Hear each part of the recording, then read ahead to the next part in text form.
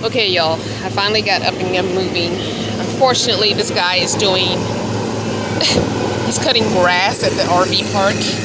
Anyway, I wanted to show you how I dump the tanks. So I'm going to turn the camera around, and I might have to do this in voiceover form later because of this guy doing his grass mowing. Anyway, I'm going to show you. Okay, so on the driver's side of Mona, black and gray tanks are here. My black is in the back. That's how I remember B&B. I have this little compartment here, and that's where I keep my gloves. I will tell you, definitely get latex gloves. Ugh, these are the worst gloves ever. I know that's what they're made for, but they're so loose on your hands. Get latex gloves instead. Now, Mama Willow had this plastic tube.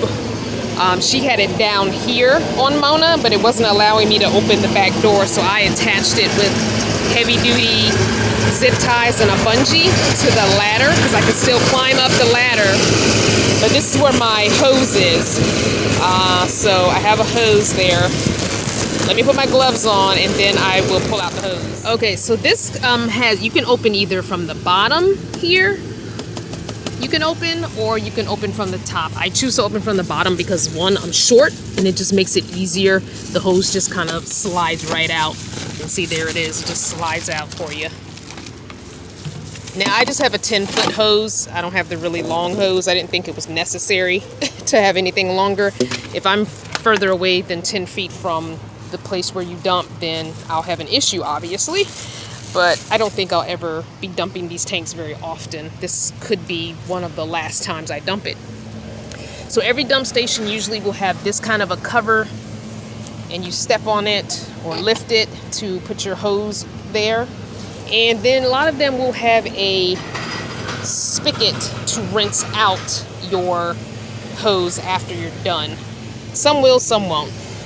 One thing I will say to do is make sure your chute is closed, or I call it a chute. I'm sure the names for everything is wrong that I'm saying, but this is just what I'm doing. I call it a chute because if this is open and you go to open this cap, you're going to get splattered. So open your cap. This is really hard to do with one hand. I'm letting you know that right now. I open slowly just in case. And then you're going to take the end of the hose that looks exactly like that, and you're going to line those notches up. And then turn it. Again, hard to do with one hand. Hold on.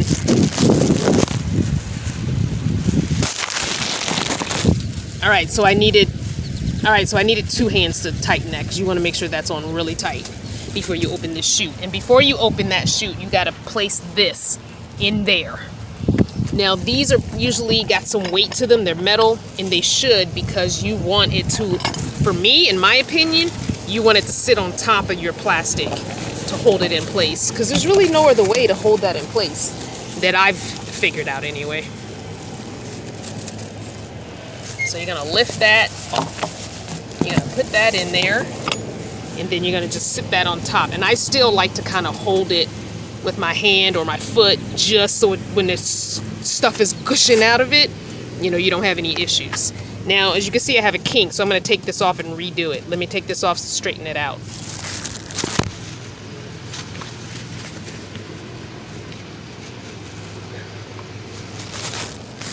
Okay, I've straightened that out so there's no kink. All right. So what I'm going to do is I'm going to put my foot here because I can't reach, and then I'm going to open the hatch.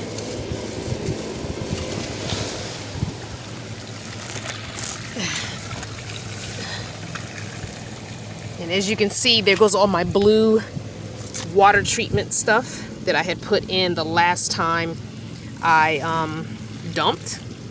It's coming out as well. It came out in a gush in the beginning there. Now what you're going to want to do is you're going to want to raise this to get all the stuff out.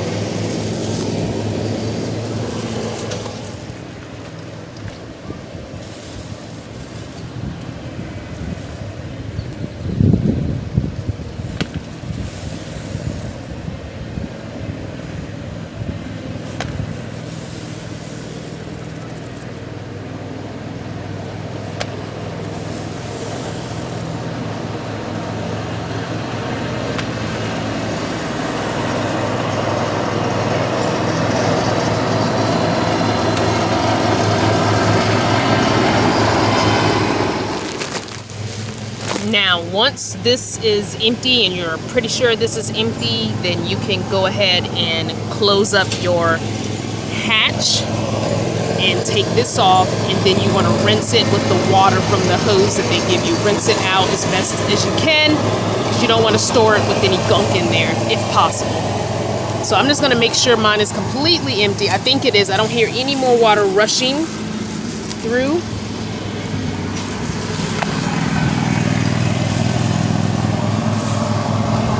I'm actually going to go inside and check my toilet, make sure it looks empty all the way down.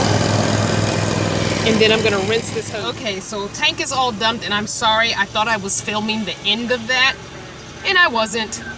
So what I did was I took a 1-gallon jug of fresh water that I had in here, and I came inside and I dumped it down into the toilet and made sure the fresh water came through the hose, and it did.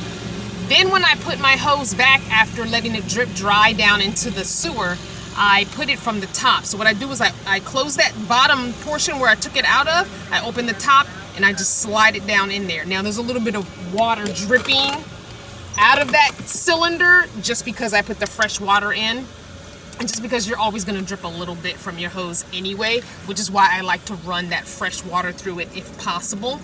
If you get to a dump place and they don't have a fresh water spigot for you, I always recommend just taking a little bit of your fresh water, bottled water, a gallon water, and throwing it in there. It does a little bit of a waste of water, but you don't want to have sewage in your hose left over if you can avoid it. I have yet to see a dump that doesn't have some kind of water hose or spigot that you can rinse your what do you call it, hose through. So if they don't have it, then it's probably not a very sanitary place, and they're not following safety practices set by you know, the law, the government, whatever, whoever runs these things. Anyway, this was the KOA in Virginia Beach. If you want to know where I was, it's a really pretty KOA. I don't see any old rigs like mine, but it's okay. It's a very nice KOA though. All right, guys, I'm gonna go. Don't forget to be good to yourself, be kind to others, and whatever you're doing, I hope you're enjoying it.